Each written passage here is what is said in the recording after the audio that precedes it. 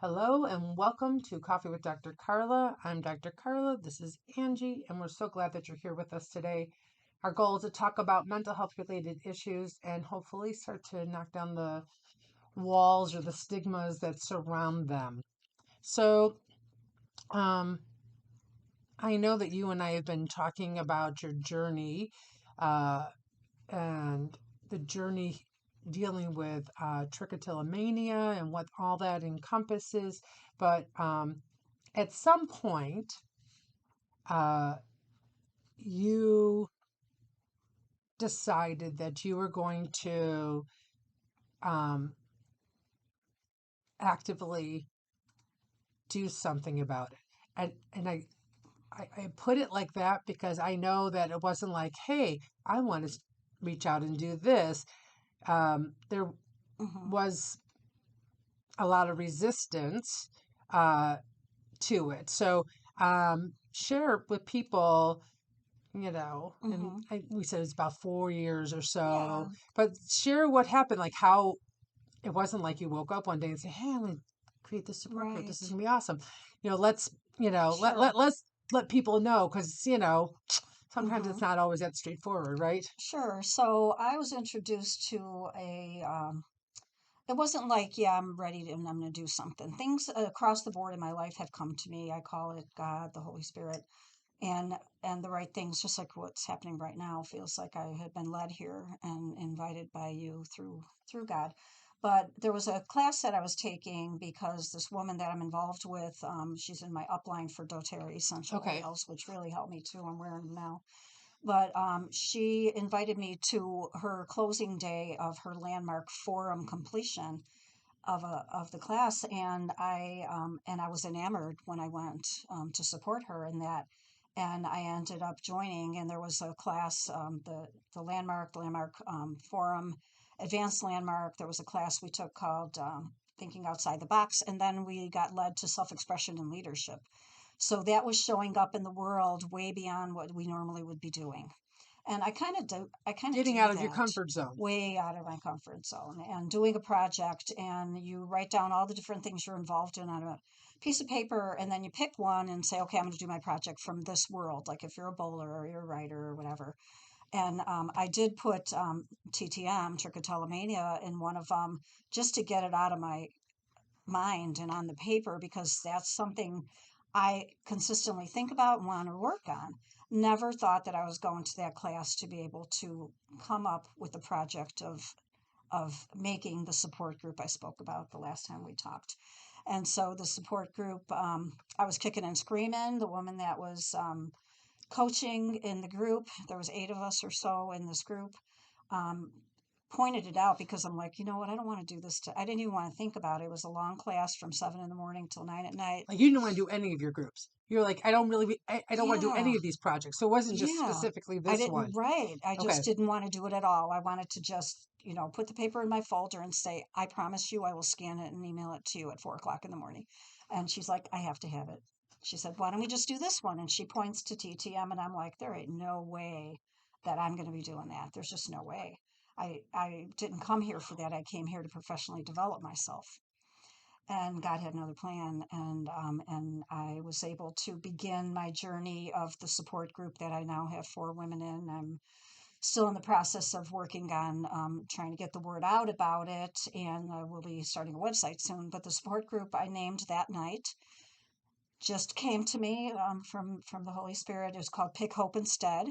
Yeah. Yep, and pick hope instead of picking out your hair or picking on your skin. And I think hope is so critically important in the everydayness of our lives, and we don't even realize that it's lingering in the background, saying, "Yeah, yeah, keep going." And so I named it that, and then the next thing was to figure out why you're doing it, and who would the key players be in the project. Who do you have to reach out that you're going to be in communion with out there? Who are your team players to help you get this thing rolling? Right. So this would mean not only now is she forcing you because she's not letting you leave until you have this Exactly. started, but so you're being forced to focus on this and create a project. The nature of this class project, focused set of events then says you now need to go public with this. So this no longer could be the secret. Like even though you shared that Yeah, there was others who were aware that this was going on, but sure. There was only a very smattering of select people. group of people. So now all of a sudden she's like, okay, so how are we going to go public with this? Hmm. Essentially, Yeah, yeah. And we didn't, what we let's scream did, from the rooftop. I've got this problem. yeah, I'm sure that yeah. was not what you were hoping. No, that is not what I went there for, but that is what God placed me there for. And this thing developed. I picked, the reason I created it and why it came to me was to create a place, a space haven where people can actually feel loved and feel supported and feel like they fit in and that they belong. And to be able to like shed some of those horror stories that occurred to us throughout our lives. And that was the reason, to make people have a safe haven. And the players would be cosmetologists and psychologists, counselors and beauticians, and anybody that worked in the area of psychiatry, counseling, and grooming, Right? Yeah. hair and whatnot, and reach out to people like that. So I did reach out to a lot of different kinds of people, and reached out to the public library, and I got myself a room there that I hold my meetings in. They happen on the first Wednesday of every month. And so they're in person. So they're in person now, but the COVID kind of put the kibosh on it, and then there was a setback to it, and I kind of refrained. No, but so I did get that accomplished. The course was 4 months long, and I got it accomplished. And the thing was to start the support group and have a meeting. I did that. I got the room. I showed up. I sat there. Nobody showed up. We promoted it in Which is post. not unusual, but boy is it frustrating, Yeah, right? Yeah. it was lonesome and frustrating, but I'm not marketing it. I didn't have the time to market it.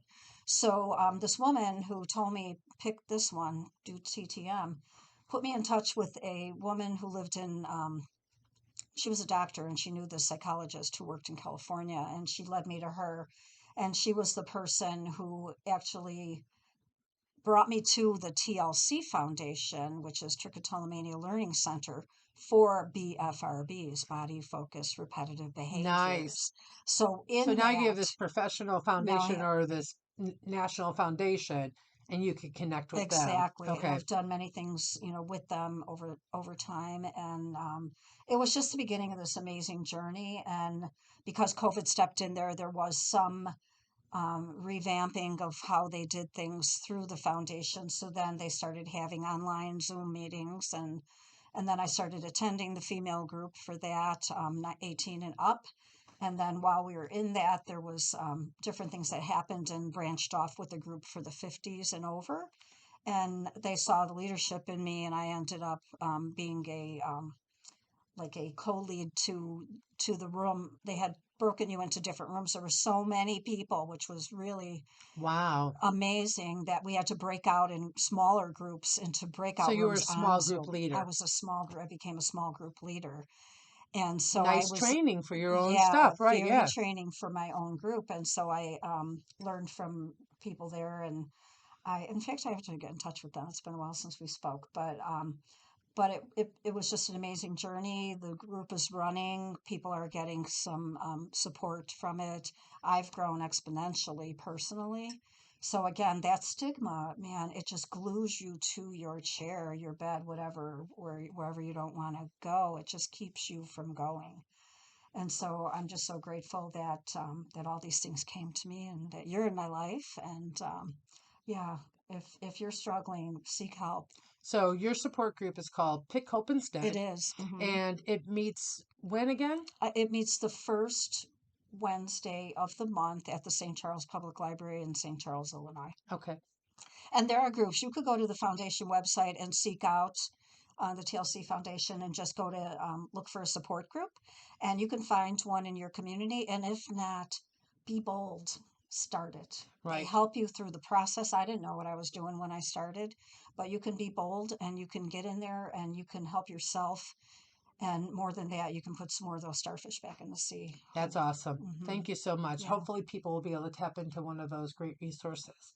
So, remember, you could change your thoughts, discover your potential, and transform your life by focusing on your overall well being. So, until next time, continue working on being the best you possible. Bye.